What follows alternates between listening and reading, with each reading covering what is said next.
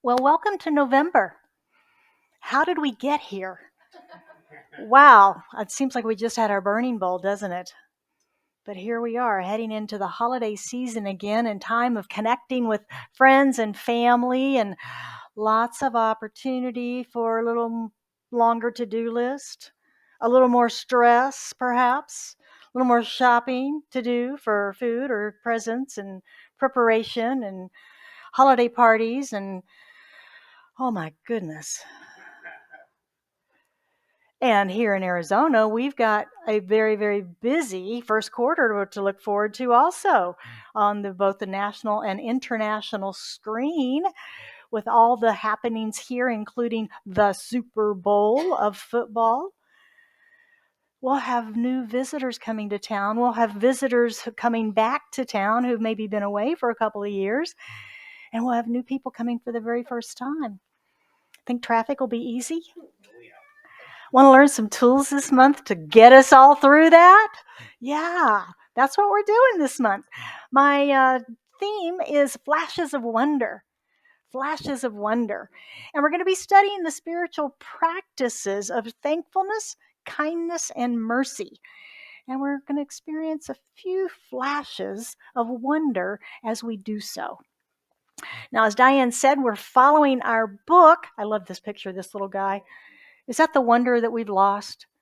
Yeah, every day we have that opportunity to see that wonder. But anyway, we have our Peace Project book. It's a 30-day process, a little reading every day about the experiences of the author and her friends who took this challenge to experience thankfulness, kindness, and mercy, and the different things that happened and the different ways that they experienced it. And then encouragement for us to take those three practices into our own life and to use those.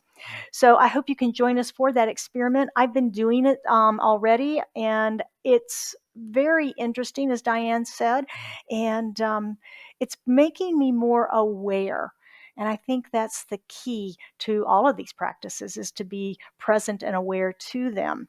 So I hope you'll join me for it. Today we're going to begin with a mysterious mystery. Mysterious mercy. Mystery? Mysterious mercy. So what do you think when you hear the word mercy? For me, it's God, right? Because that's the way it's always historically been used in my upbringing and so forth. It was a God thing. It wasn't something that we did as individuals. But when we go to Webster's tells us that mercy is defined as choosing to express compassion or forgiveness instead of punishment or harm, when we have the power to do either. Now think about that. When we have the power to do either, we're going to talk about that some. Imagine you're on your way to church at Scottsdale Center for Spiritual Living on a Sunday morning, and you're all excited about coming and seeing your friends and getting there a little bit early, have a cup of coffee and visit and get here for meditation maybe. Very excited and enthused. And you're coming off the 101 and you exit on Raintree. And you come up to the light and there's only one car in front of you and the light is red. And then the light turns green. And the car in front of you sits there forever and ever as the light goes to yellow and back to red. They don't move. What do you do? What do you do? Yeah. Many of us might encourage him or her. Go, it's green. It doesn't get any greener. Or maybe we assume they're on the phone or texting. Put down the phone and drive. And then we might get so frustrated that we express our displeasure with our horn, right? Get out of my way. Wake up. Move. Yeah. This is an everyday opportunity for grace, for mercy, for compassion, for forgiveness. these kinds of things that happen, right? We have no idea what's going on in that person's life, do we? We have no idea if they have just come from a situation where perhaps a relative just passed and they're distracted. Perhaps they are on the phone and it's a good news call about the birth of a grandbaby. Oh my goodness, and they got distracted. We don't know what's happening in their life in that moment, and that's an opportunity for us to just give them a little grace. Give them a little grace. Give them a little mercy, right? A little forgiveness, a little compassion. Mercy, we have the power to choose compassion or forgiveness instead of punishment, harm, or horn blowing, don't we? Yeah. This is one of those moments. And I know our universal police officer comes up and gets all righteous and says, but they're doing it wrong. They're doing it wrong, right?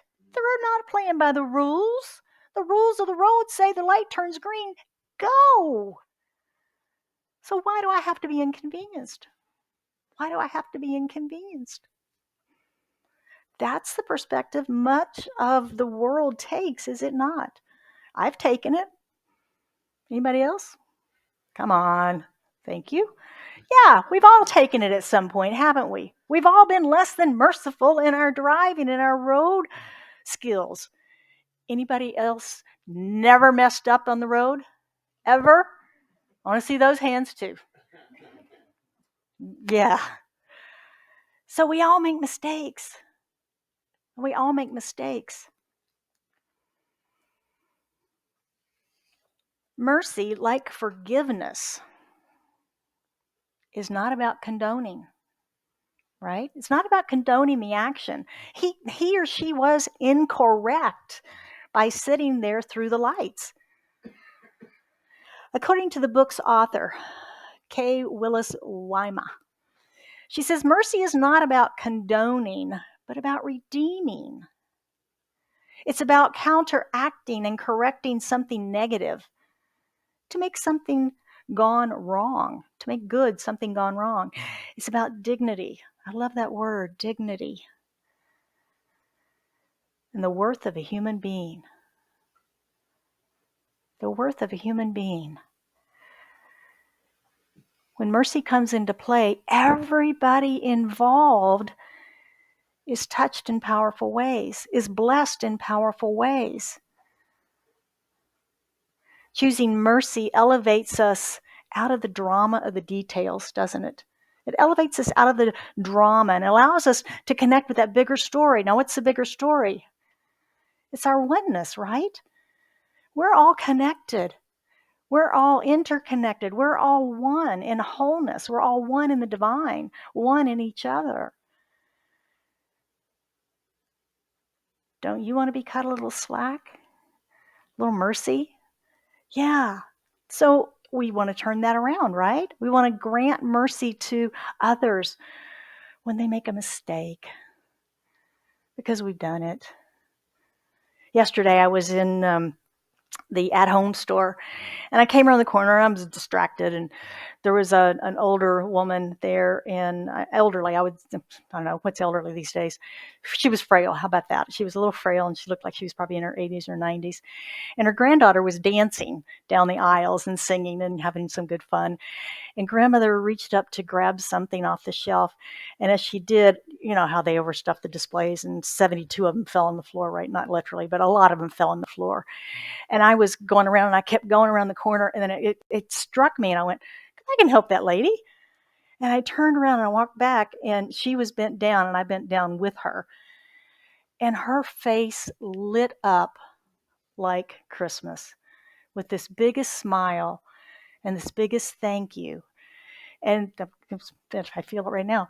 I felt such a connection with her on that. And her granddaughter came running up and she goes, "Hi, thank you." You know, she wasn't helping grandma, right? But thank you for doing that. But it was just one of those moments where I was doing my thing, right? We're distracted. And I caught it and came back, and I had a connection with that woman in that moment.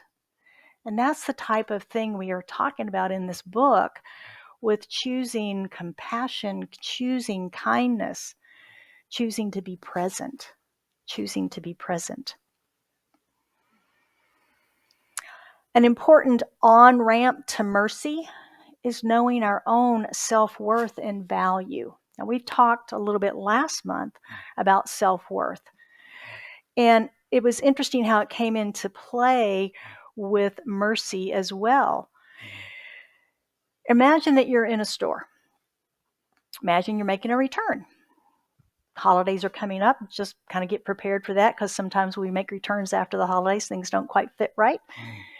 And you go in, and you're in line, and it comes up to be your turn, and someone comes racing in and says, "Not this line. You're in the wrong line. Get over there." And the cashier goes, "Yeah, you're in the wrong line. Get over there." Surprised, you walk over and get in the much longer line. And the woman in front of you turns around with a very rude look and an eye roll, and then looks up at the cashier and does this with another eye roll that they share. What is going on? This actually happened to the author of our book. She tells the story of how she rode that roller coaster of her emotions during that whole time and what she ultimately ended up doing. She shares that these sorts of things happen all the time. It may not be so magnified, but has anybody ever been treated rudely in a store by a customer or staff or management even? Yeah, it happens all the time. And then that inner police comes up, or if we see someone cutting in line or getting in the wrong line, we want to go tell them that they're wrong. Yeah. We see these, again, this is everyday mercy, isn't it? That idea we're the police of the universe and we've got to set everybody else just so. So what she did is she talked herself off the ledge, so to speak. She wanted to lash out. She wanted to sass back to them, as she says. But she talked herself down, and she reached for and found compassion.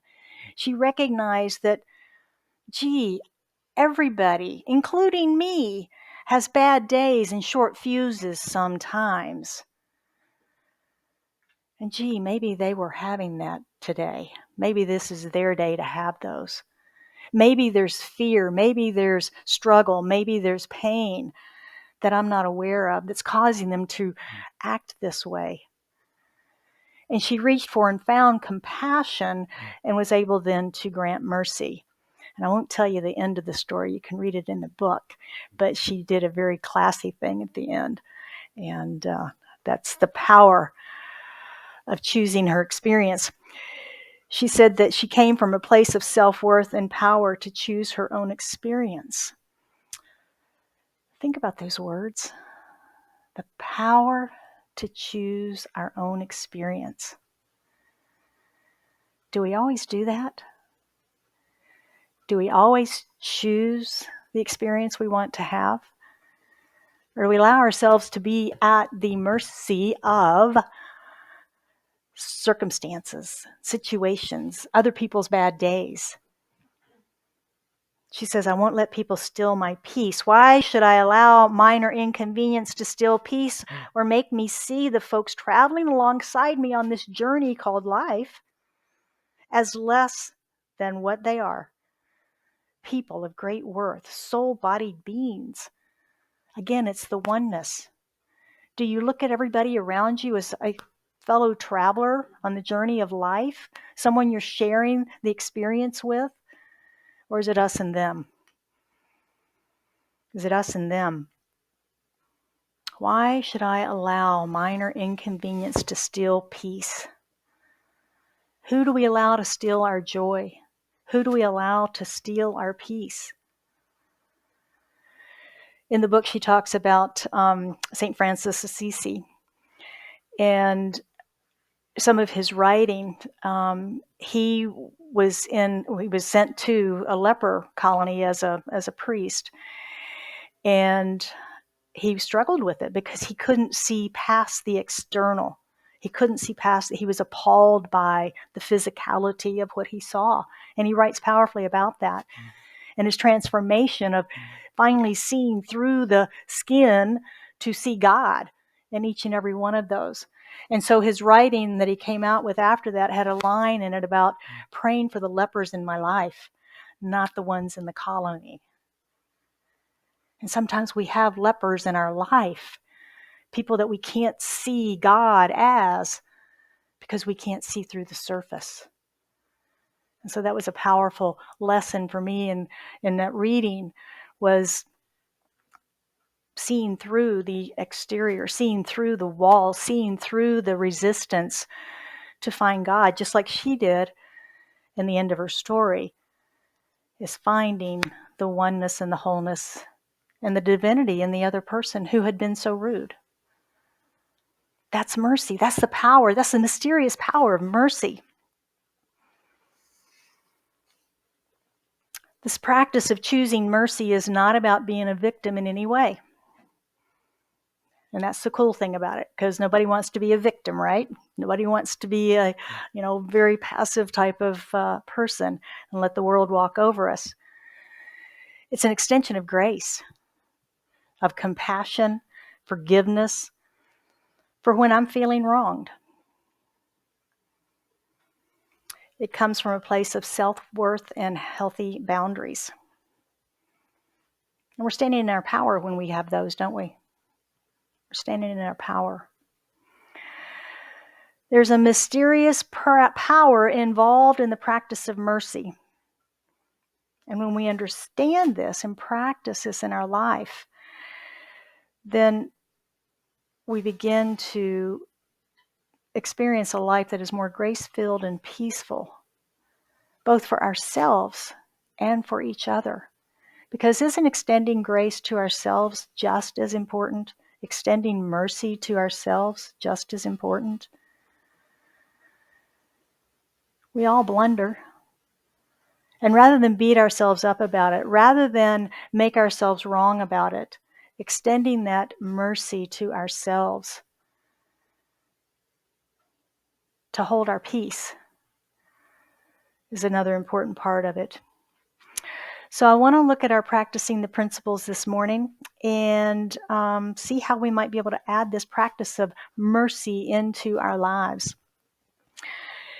We have our Mindful Monday newsletter that comes out on Monday mornings. It's a recap of the talk and the quotes and these practices in greater detail that you can then take home with you and use throughout the week to practice what we teach here. And so if you'd like to sign up for that, you can do so in the lobby or you can sign up online. Email me, Rev Jill at scottsdalecsl.org. Our first one is be present to mercy. What I have discovered just in the first week of doing this is that mercy is a mindfulness practice. It's a mindfulness practice to get us out of the reactive state that we may have been living in into more of a present, in the moment, just like my experience in the store, catching myself and coming back to do what I felt to do rather than just keep going on my own thing, right? Is to be with someone else. So to be mindful. We react on autopilot rather than responding from compassion. So I'm going to invite you to set an intention. I'm reading the book in the mornings and I set an intention for that day. And then in the evening, I kind of summarize in my head what happened, what did I do, what did I experience, where was I able to practice this? And then I review that the next morning. So that's how I'm using the book. Use it however you would like to use it. But we have that power to choose compassion or forgiveness instead of punishment or harm. So that is the definition, if you will, of mercy, is the choice in the moment. Am I punishing this person? Am I making this person wrong for what they are doing? Am I punishing myself? Am I beating myself up? Am I making myself wrong for what I'm doing? So that's your question for yourself as you work through the process.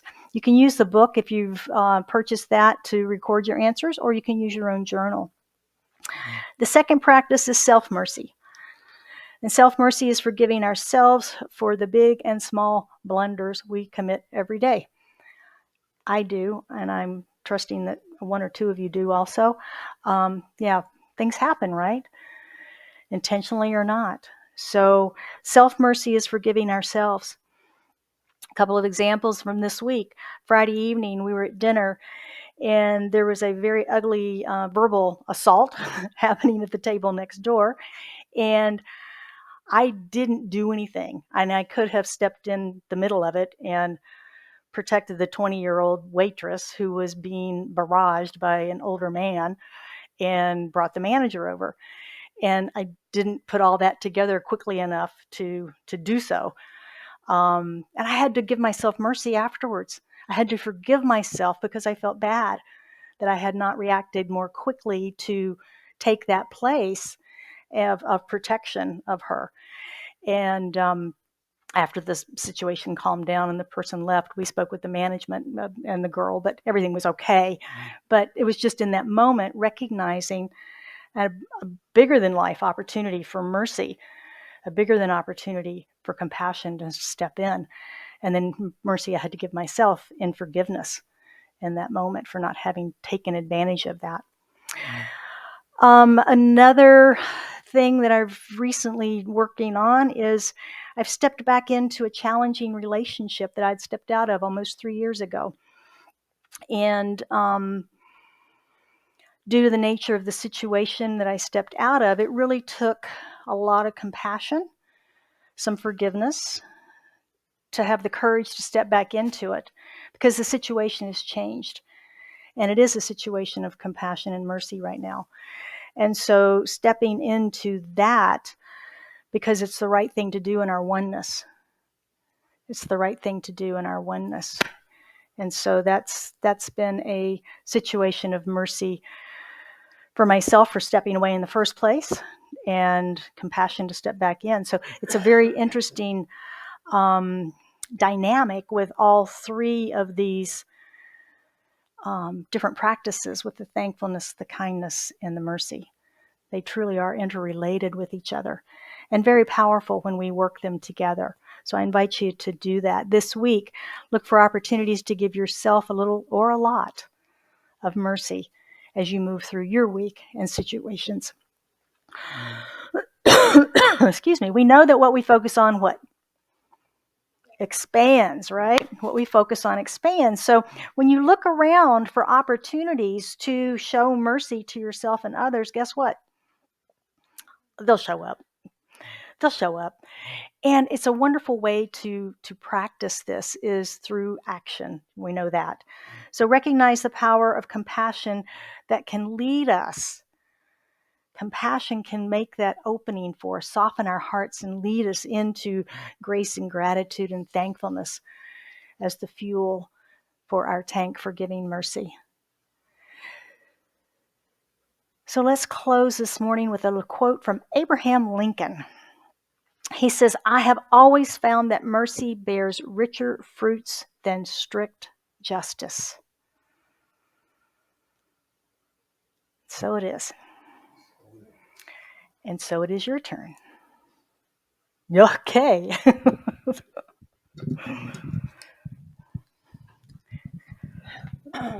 Two questions. Yes, ma'am.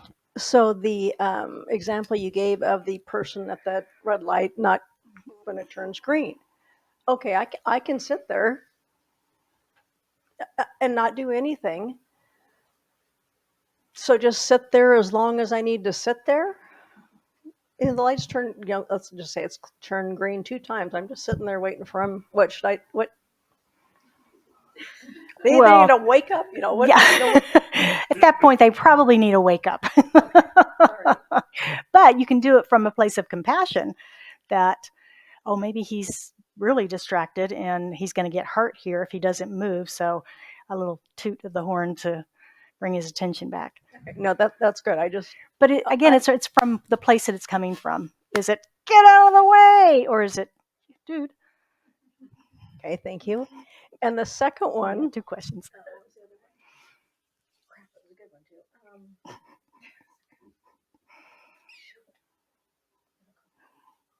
yeah, it'll come back. Okay. When it comes back around, raise your hand again. Who else? Oh yeah. Oh, it came back around. So at the restaurant, your example, Mm-hmm.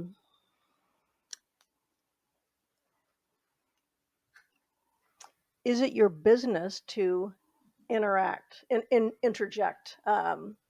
Just trying to figure that one out. Yeah, that was the position my first impulse was don't get involved. Right. Yeah. And then I felt so bad about that that's where I had to grant myself the mercy for it. Because you didn't step in? Yeah. But next time, would you step in? Yes. So you'd protect the person that. Yes. Okay. A 20-something-year-old getting the verbal abuse assault. It was assault. I would simply step over and put my hand on his and ask him if I could help and get between them.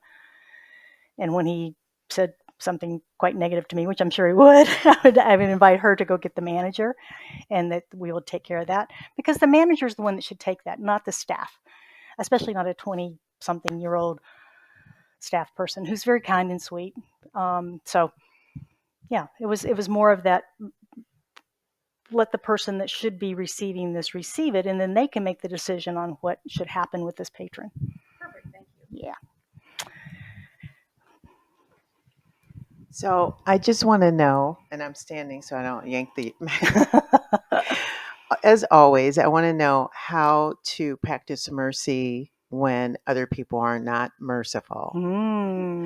And that's the one. And then I don't want to forget my question like Penny. And then. Oh, you want me to remember it? I'm being merciful, Penny. Okay. So, Not to be. and then the other one that I have as a question is how to practice mercy with so many homeless people in the valley right now. And,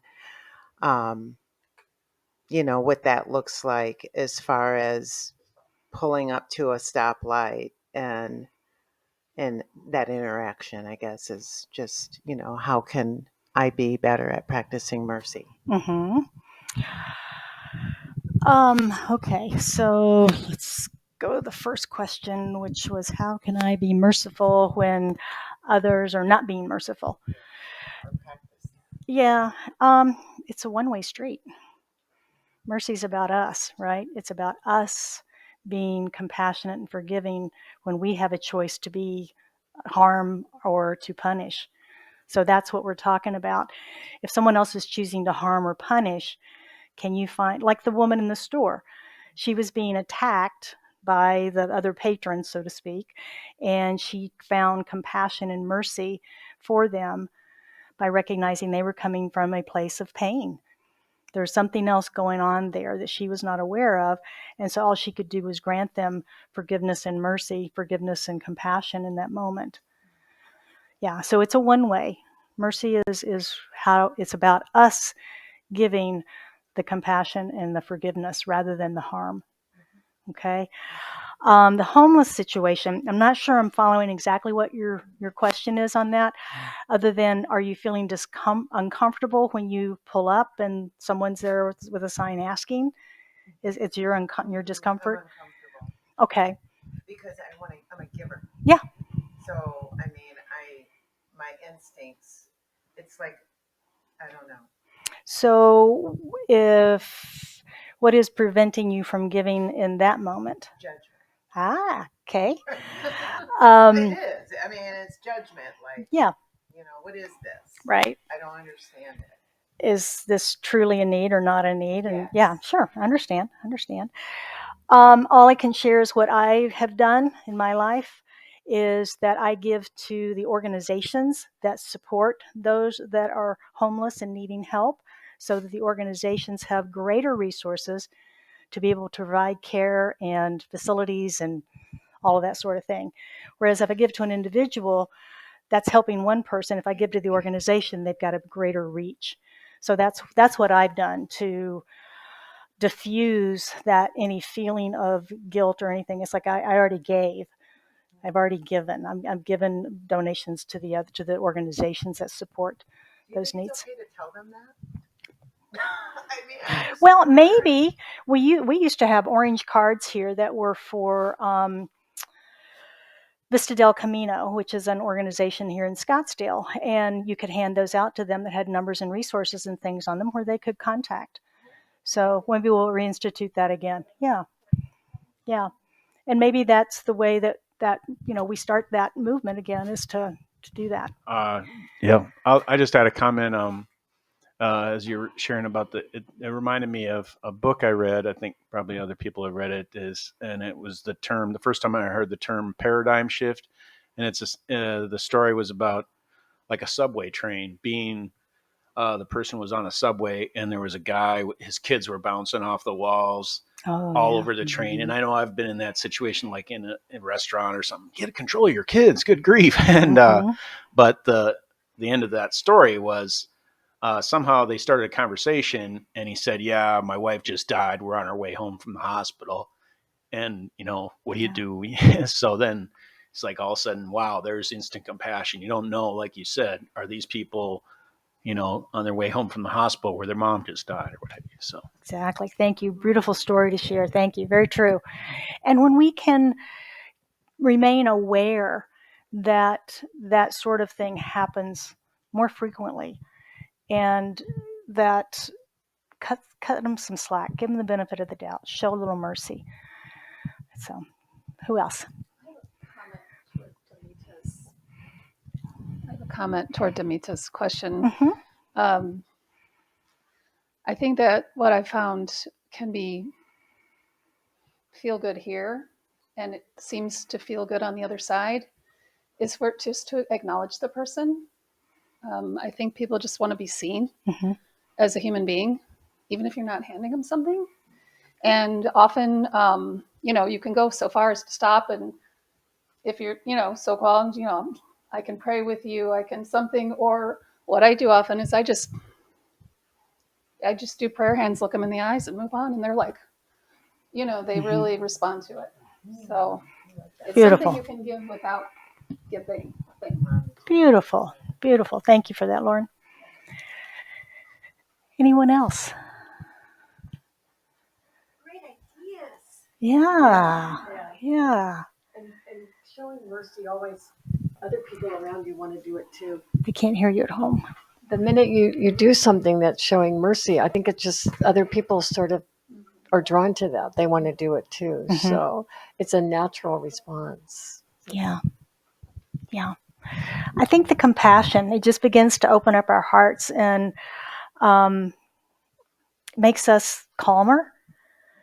Yeah. Makes us calmer when we're more compassionate with each other. Yeah. Lauren. I really liked what you said about, and I don't have it right exactly how you said it, but I really like what you said about how we're creating our own experience by just changing our reality when we stop judging or put down the anger or anything like that. Is we're changing it for us. Yeah. Which then, as Diane said, is going to start to change it all around. Yeah. Yeah, matching energy is a very important thing. If I've shared before, if you walk up to a customer service person and you're angry, and they're going to match that energy. If you walk up and you're friendly and how are you doing? Where was I? I don't know, one of the stores I was at. The cashier was frazzled, and she's ready to just start ringing things, and I didn't move. I just sat there and I looked at her. I went, "How are you today?" And she went, "I'm fine, thank you," and just calmed right down. And it's this mysterious power, right? It's the magic of kindness. All right, anyone else? One more question before we go to the picnic. All right, I guess that stopped it, huh? Okay. So this morning we're going to move to our final prayer, and I'm going to read the St. Francis prayer to us to start as a way of introducing. We're going to take a little moment of pause at the end of that before I move into our affirmative treatment. So I invite you to close your eyes and to just receive. Lord, make me an instrument of your peace. Where there is hatred, let me show love. Where there is injury, pardon. Where there is doubt, faith. Where there is despair, hope. Where there is darkness, light. Where there is sadness, joy. O divine Spirit, grant that I may not so much seek to be consoled as to console, to be understood as to understand, to be loved as to love. For it is in giving that we receive, it is in pardoning that we are pardoned, and it is in dying that we are born to eternal life.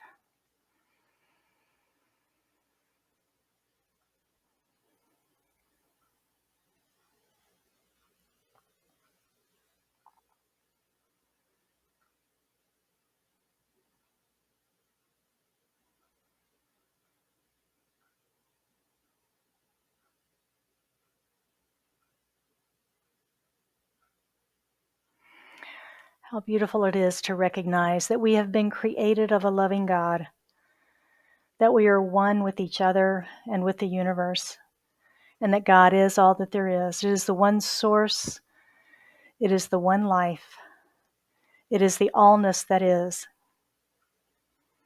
And we know that all of that is here now present in, through, and as each of us gathered in this room, each that is gathered online with us this morning, and those that will be listening to this later. For we know we are connected in this wholeness and oneness, this divinity of God, this power of love, and there is no separation, not now, not ever. We are one. We are whole, perfect, and complete in that oneness. And so this morning I speak our word, knowing that as our hearts have been open to compassion, to kindness, to mercy, to grace, and knowing that we live in the grace of God each and every moment of our lives, that we are each transformed by the renewing of our minds to this truth. I know for anyone who has anything on their hearts this day that they seek prayer around, as they lift that into the power of this prayer, that we hold them as a community in our love, in our compassion, in our peace, knowing that all unfolds in divine and perfect right order, in perfect right time.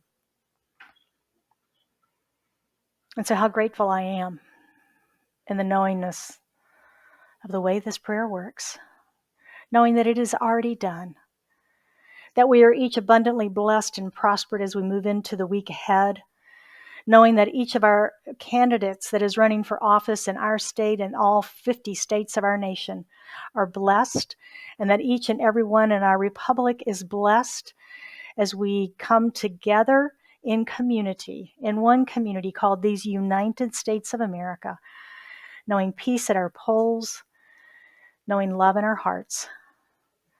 I simply release this into the action of law, knowing that it is done, and we affirm this together by saying, and so it is.